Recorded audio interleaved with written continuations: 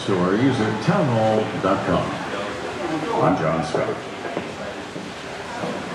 The following is an America Matters Media production. The views expressed do not necessarily represent those of the station or its advertisers, although we think they should. But that's the opinion of America Matters Media.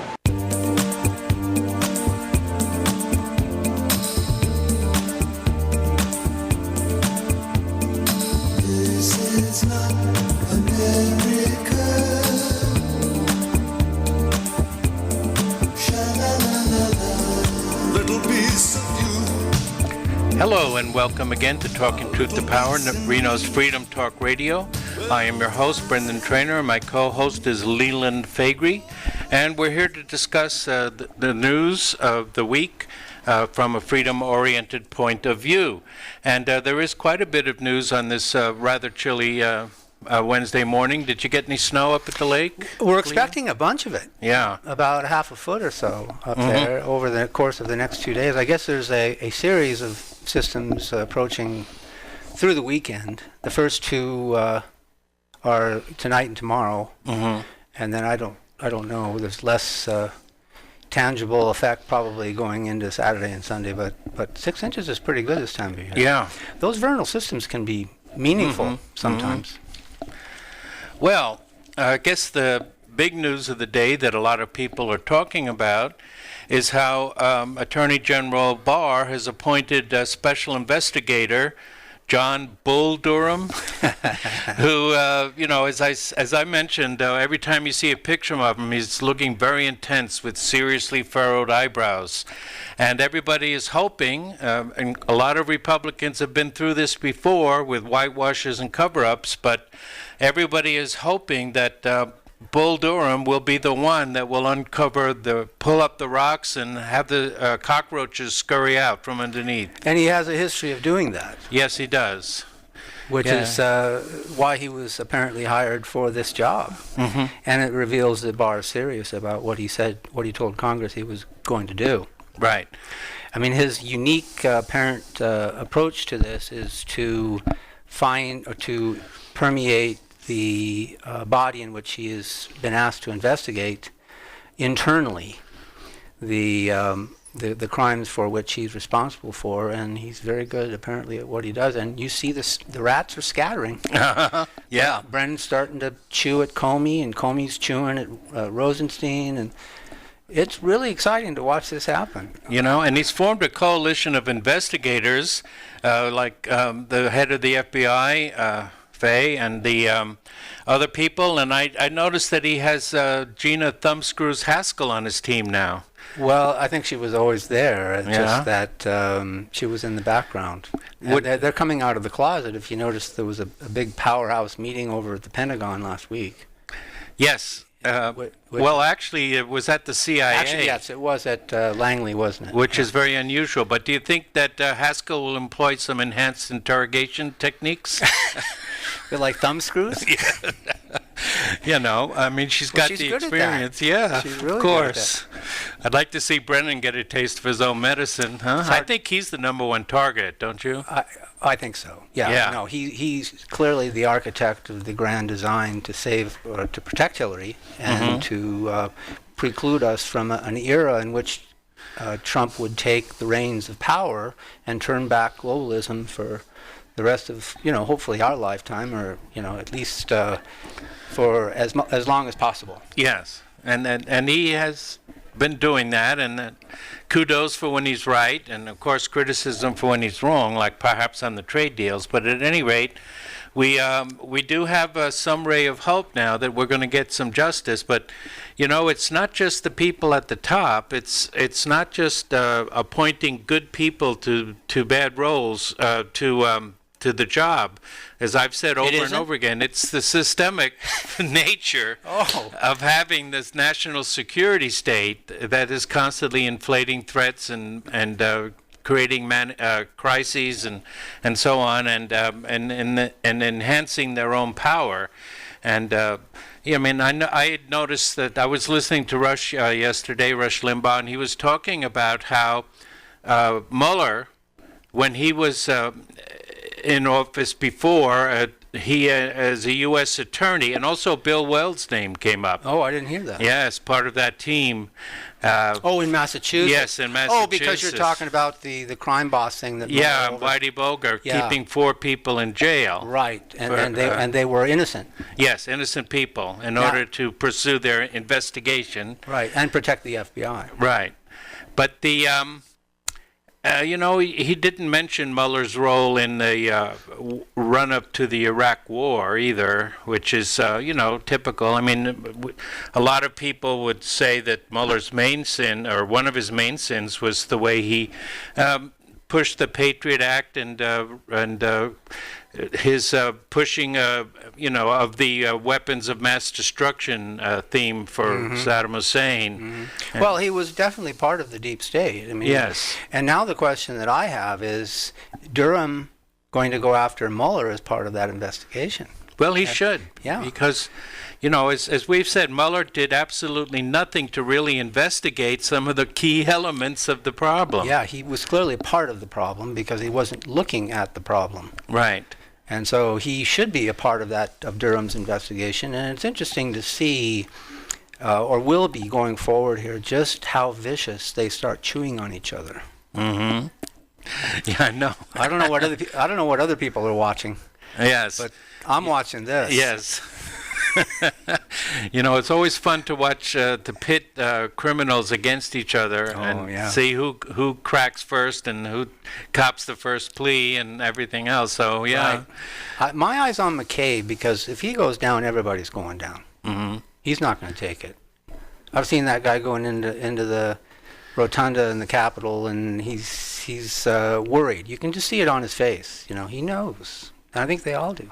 Yes. There's not going to be just indictments. There's going to be criminal indictments. Yeah. Yeah, not just civil. Yeah. Yeah. And so lock them up. Yep. All of them. And not a moment too soon. Mm-hmm. Well, when we come back, some of these same deep state actors were involved with the recent Iran brouhaha, whether Iran is being aggressive again, and we're going to take a look at that and figure out just what is Iran doing? Is there anything unusual really happening, and what are the dangers? Or is it just a false flag set up again? Yep. And heaven knows we've had so many of those over the course of the last century. So stay with us.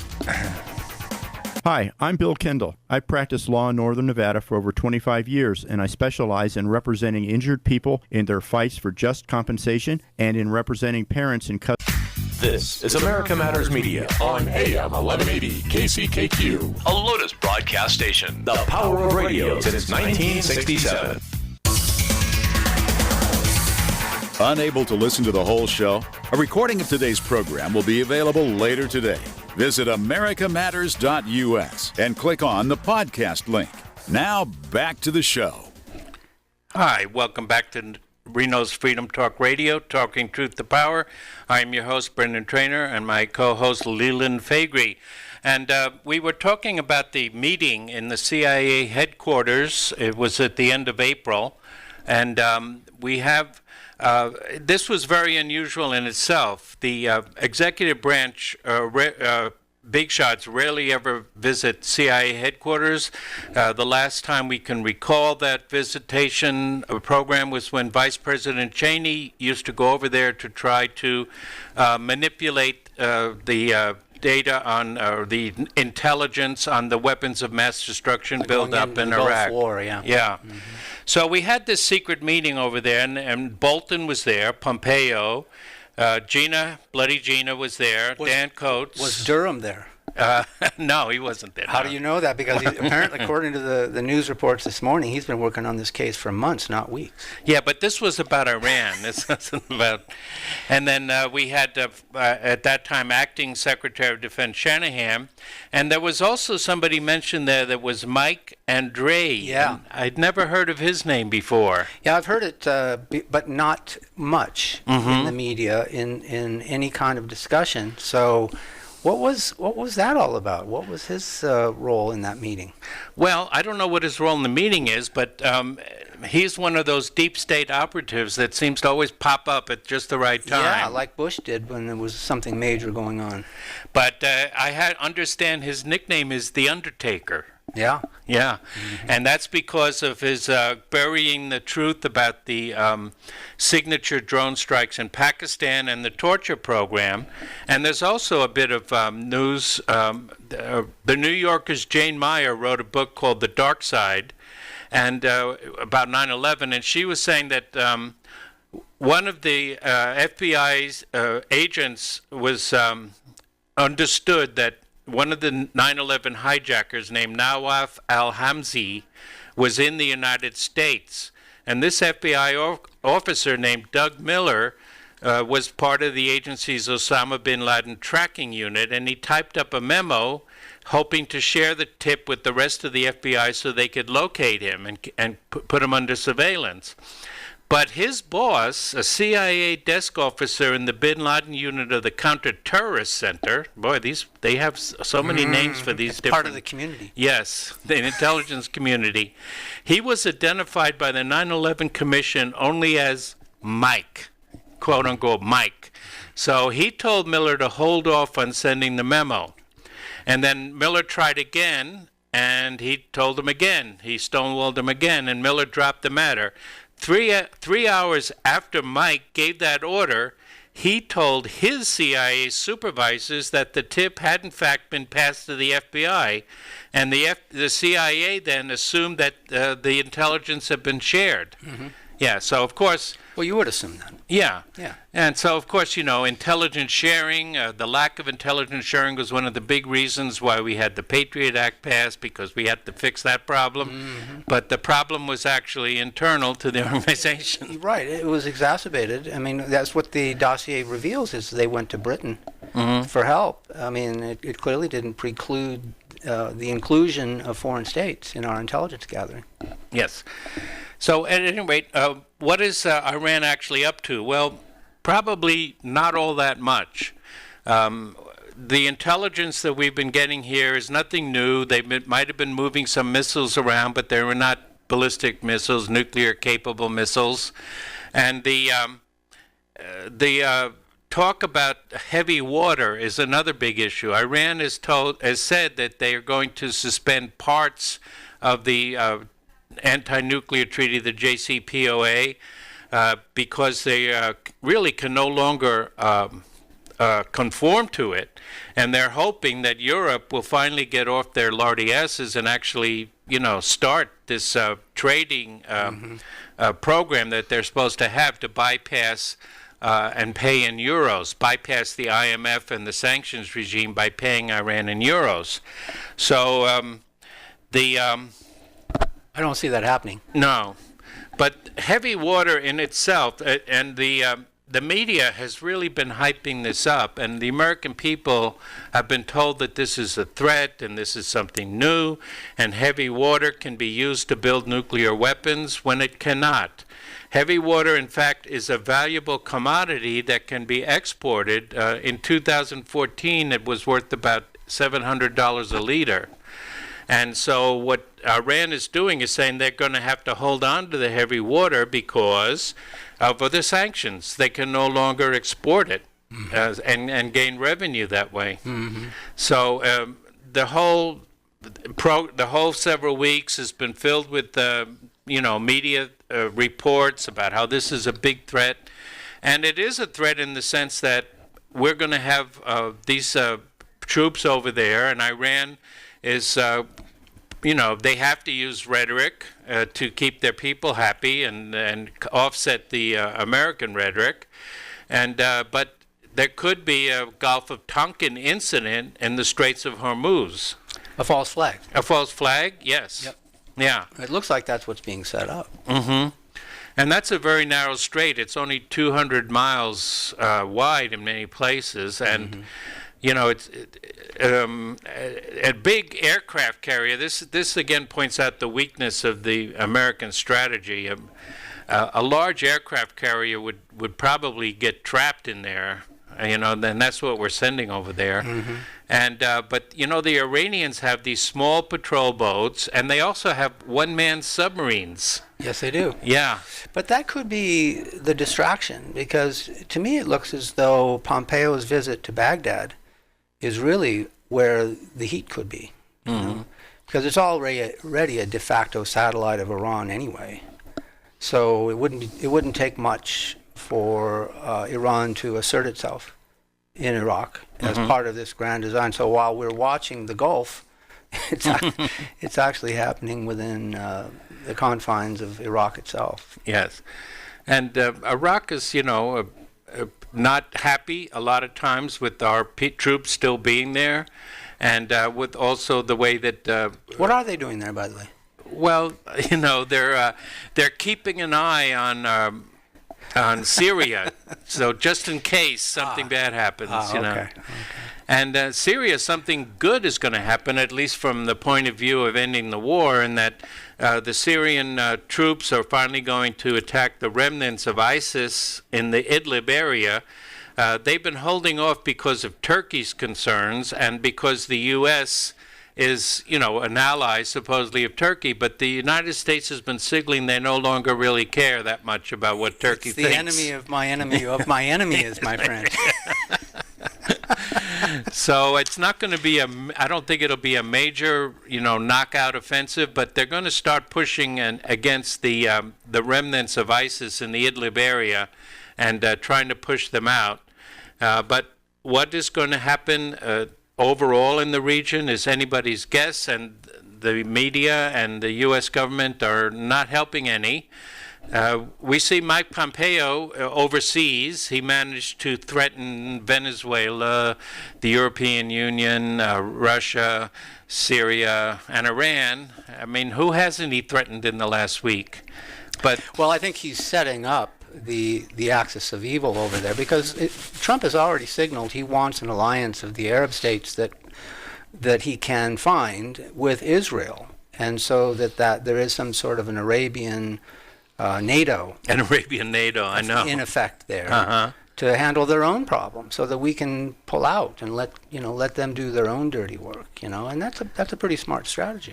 Well, that is the best strategy, yes, because Saudi Arabia, there's no way that they can do anything much about Iran. And were those blasts on their oil fleet, were those false flags? Well, I mean, on the crashes, yeah, they appear to be not so much bombs, because they're not severe, whatever. Yeah. And they're pointing inward.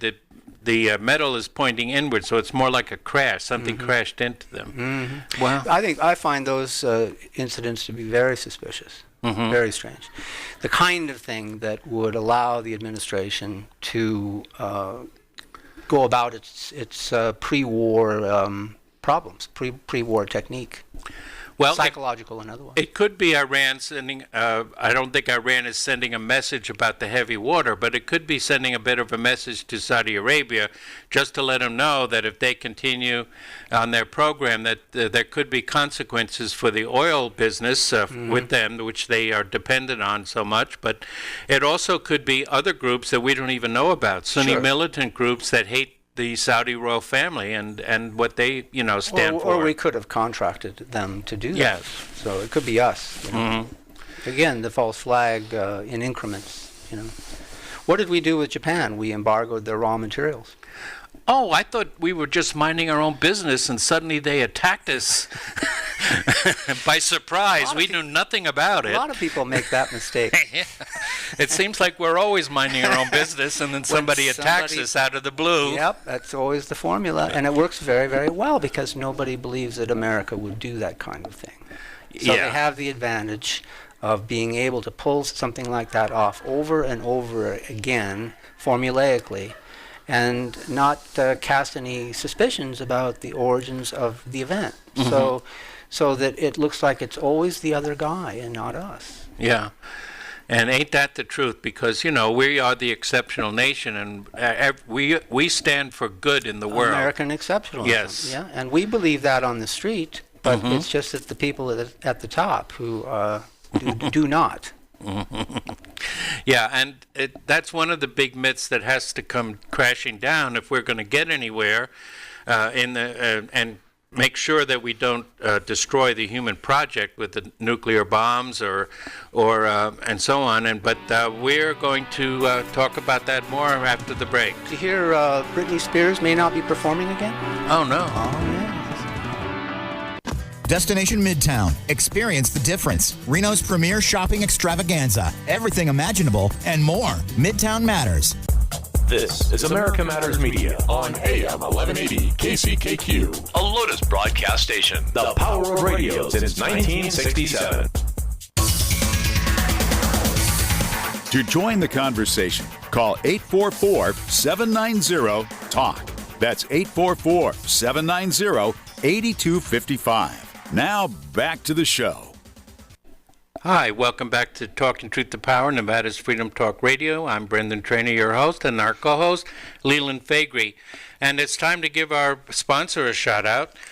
We are thankful for the continued support from Reno Computer Services, Reno's premier PC computer repair, malware removal, and data recovery service. They don't do Mac, huh?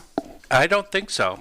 I might find out because I'm getting a Mac. I'm going over to Apple. But anyway, they are they specialize in computer repair preventive approach that delivers reliable, consistent, and secure PC performance.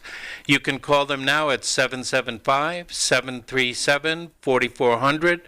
Or check them out on the World Wide Web, www.renocomputerservices.com. And, well, we're going to go into some interesting but very controversial area here, and we don't have enough time to really get into it as much as I would like because I feel very strongly about what I'm seeing. And they might want to pull over to the side of the road. Yeah, you might want to. They're not distracted. Take the children into the bedroom, the other room. That's right. But we're talking about how Representative Tlaib got into hot water over her remarks regarding the Holocaust. And that, of course, is the central myth that created the state of Israel. And I say myth, and I don't really know exactly what happened in World War II. There's always a fog of war, and you don't know what happened. And certainly, as a freedom-loving person, I disagree with the Nazis' brand of race-based socialism, and fascism is what it's called. But I'm also the millennials are listening because they don't get that part. But I'm also a race realist, and we have to understand that there are certain dynamics at work in Western Europe for 2,000 years since Christ was killed, or although if he was a real person, there's only a little limited historical documentation about that. But never mind that. But the fact is, that was a good point to make, though. Yeah. Thank you for that. So the whole thing is coming to a head now because of the fact that Israel is no longer regarded with the same kind of respect and awe that it used to be in just about every country in the world except America. I mean, if you Google apartheid state, you're going to see article after article after article about Israel and very little else. South Africa is no longer apartheid state in the classic sense, but Israel is, and our former President Jimmy Carter was right to say that it was. So what she said, what Tlaib said was that her family kind of welcomed or felt good about the Israelis coming to her land, but that it also caused an awful amount of suffering. And the firestorm on the right that we have seen over this is, to me, very indicative of the fact that they are really on the defensive now. France is the birthplace of the Enlightenment, the country France. Voltaire was the premier intellectual thinker of the French Enlightenment, and he said, I may not agree with what you say, but I will defend to the death your right to say it. Yes. But recently in France, a cartoonist got a year in jail for publishing a cartoon. This was simply a cartoon, but it mocked in the trope that the Nazis made lampshades out of the Jewish skins and boiled them down to soap. And in Israel, I understand, once a year, Israelis go and bury bars of soap in commemoration of this. Very interesting. Yeah. Well, that's not the first cartoonist to be dragged down that road, huh? No. In France. No, oh no. Yeah. Well, in 2015, we had the Charlie, the Hebdo incident, and everybody was saying "Je suis Charlie" and standing up in solidarity with them because they were attacked by Muslims for mocking Muhammad. And it's a satirical magazine that also depends a lot on cartoons. And they also, in the French anti-clerical tradition, they often mock Christianity. But apparently, if you mock the Jewish history, you can be put in jail. Now, whatever, Well, they're special. Yeah, I know. They are the chosen people, Yeah. So whatever you think about, whatever the truth about the Holocaust is, there is, nobody should go to jail for trying to write history. Yeah. I mean, I'm Irish, and but I don't hold that against you. Yeah, I know. But I believe the British occupied the Irish country for 400 years, and they killed women and children, and they kept us from being educated. Yeah, but you can't be mad at the British anymore because they've now cozied up to Ireland and the European Union. Yes. And they can't seem to figure out a way to get out of it. But suppose some British bloke wrote a book saying that the British never did all that, but they just came across the Irish Sea bearing incense and myrrh and gifts for the Irish people. I mean, I could write a book, and create a firestorm of controversy about it, but I couldn't put the man in jail for writing something like that. Right. Not with our view of the world. Right. Yeah. But in many countries of the world, including Canada, Europe, and Russia, you can. So we have the great Ron Unz, who is a Freedom First Amendment specialist, and he has a website called the Unz Review, unz.com, and he has actually got a section there where you can go and find ways to get all the books banned on Amazon. And many of them are about many of them are about the Holocaust. Now, some of you may have heard of Fyodor Dostoevsky, the famous Russian writer that wrote The Brothers Karamazov, and I have not. Well, he's one of the most famous novelists probably of all time, but certainly of 19th century Russia. And there's a video about his opinion on the Russian Jews, and you have to get a link to it.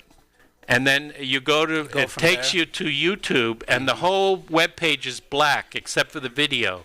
And you cannot share it. You cannot download it. You can't do anything but watch it once, Yeah. And it's simply a documentary that talks about one of his books when he wrote about the relationship of the Jews to the Russian people and in his time.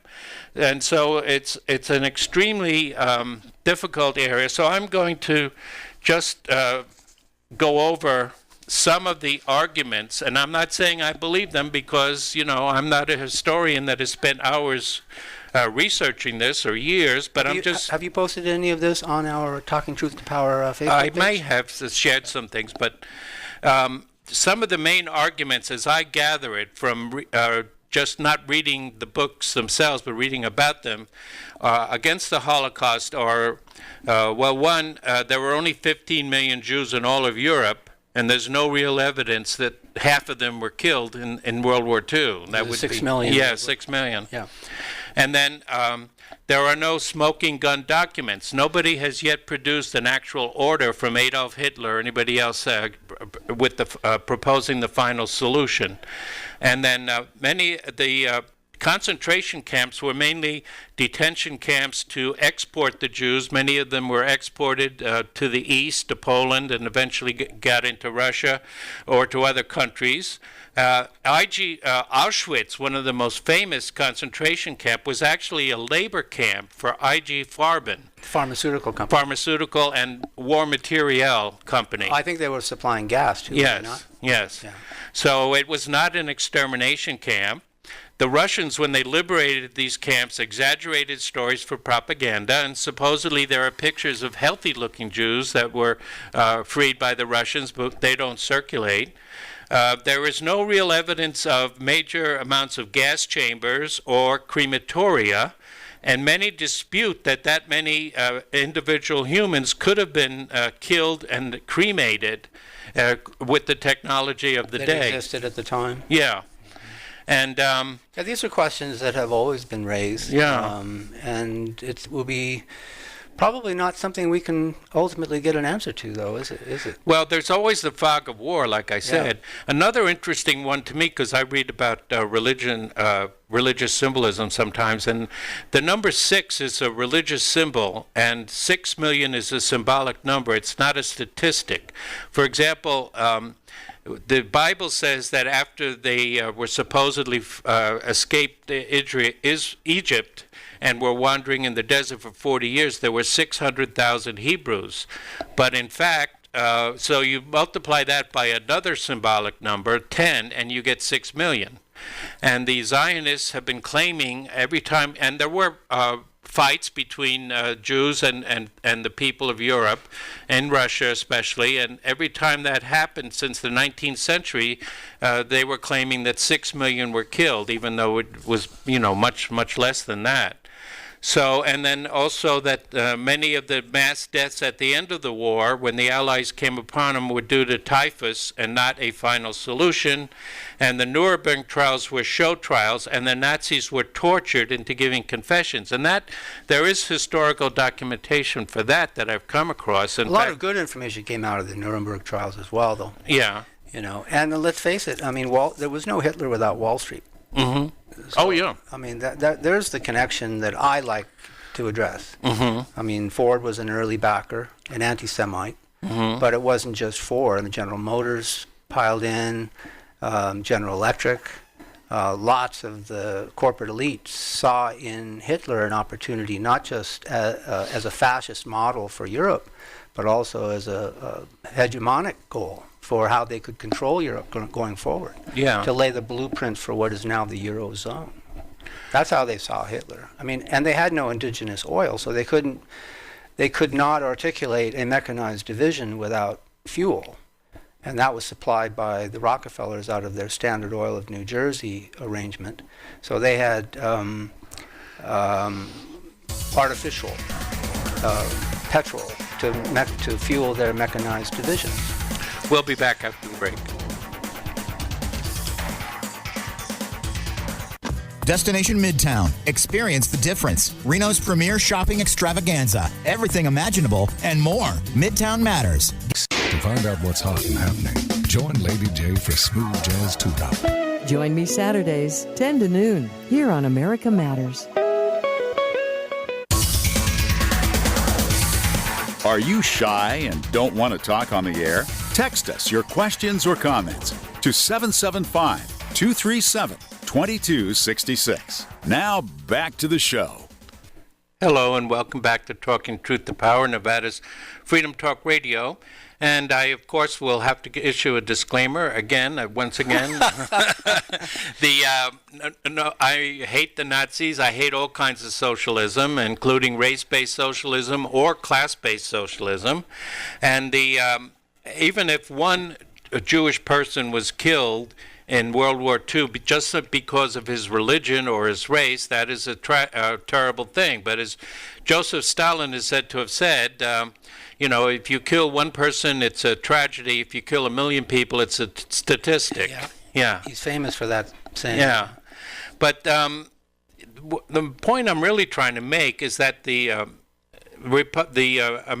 Jewish lobbies in America and the narrative is feeling more pressure than it has in a long time, and the Republicans are, and in particular, but the Democrats too. The Speaker of the House, Nancy Pelosi, is extremely involved with being a friend of Israel, and most of the Democrats are.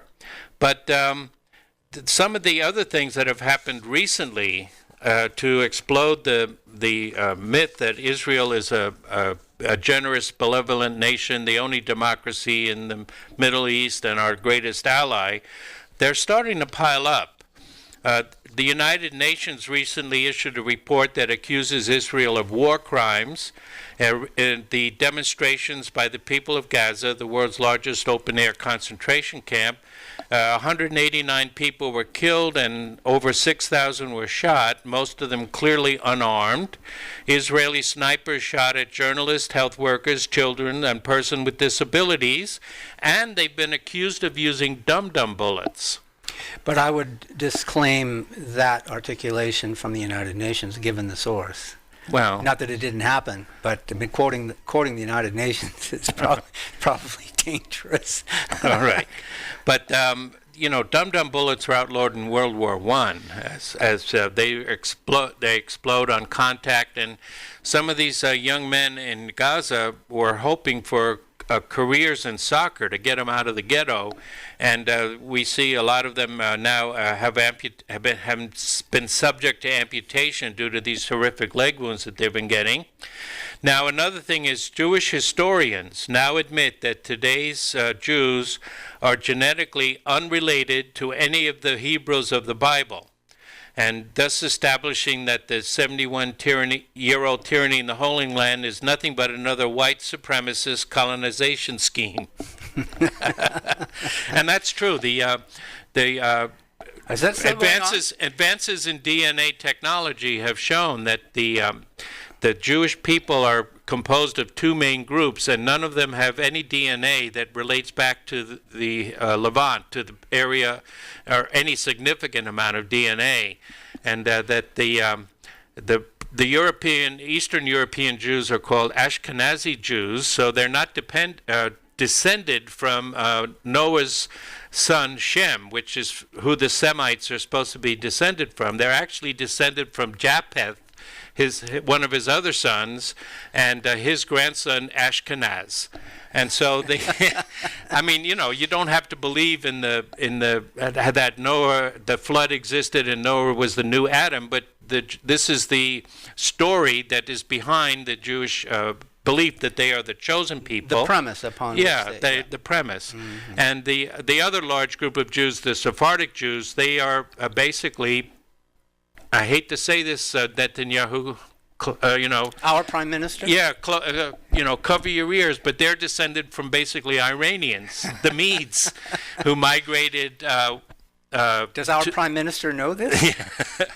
That migrated west, and then their interaction with Christianity has a lot to do with the Spanish Inquisition and the conversos, Jews that became Christians, but were Christians by day and Jews by night, and all of that. So as it developed in the course of history. So they're called the Sephardic Jews, and they are the second greatest amount of the ethnic Jews, but none of them are related to the ancient Hebrews. And then the BDS, the Boycott, Divestment, and Sanctions movement, which is very popular in Europe and which is coming under attack in America with First Amendment ramifications, is making the Zionist movement very afraid, because it's taking away again from their image as being the good state, the chosen people, the only democracy, and trying to paint the Palestinians as operating simply out of racial or religious hate. And then the war in Syria is being exposed as an Israeli oil theft operation.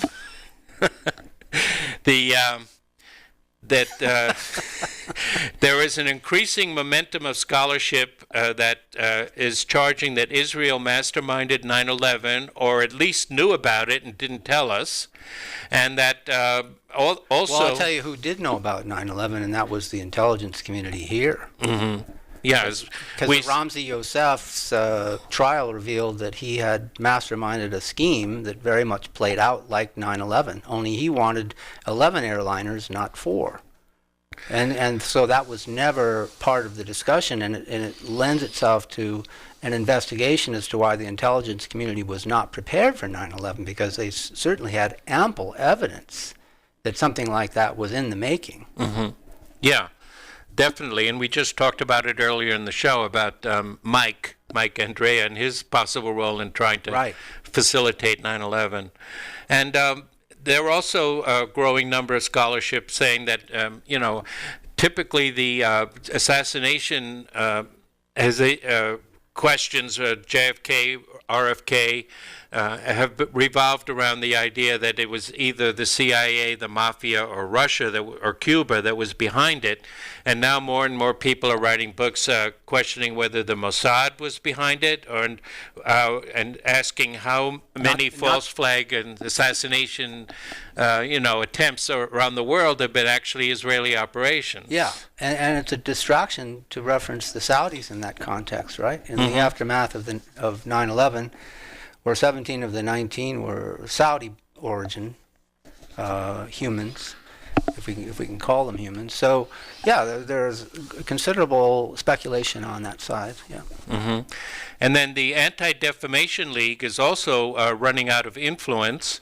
Ron Unz has dared them to come after him, and they won't do it. No, they won't touch him. No, they're afraid of him. But they were founded by over the criminal in the early part of the 20th century of Leo Frank, who was a Jewish businessman who was accused of raping and murdering a very young, their child labor laws were not in effect at that time, a very young Irish girl, and murdering her. And he blamed a semi-literate, part alcoholic black janitor for it. And the whole story is very mixed up with accusations of racism by his attorneys, the fact that he had so much money from New York behind his defense. He was acquitted, but then the people were so outraged that they hung him. They lynched him eventually. But that whole story about Leo Frank is now coming under a lot more scrutiny, and that's the basis for the founding of the Anti-Defamation League. And apparently he was guilty of doing this, and he had done similar things in the past. But at any rate, you'd have to, I'm not going to go into that in that much depth, but the Women's March, remember, they're... You're not going to go into that much depth? just to throw that slur out there. If you need me, I'll be over here. Okay.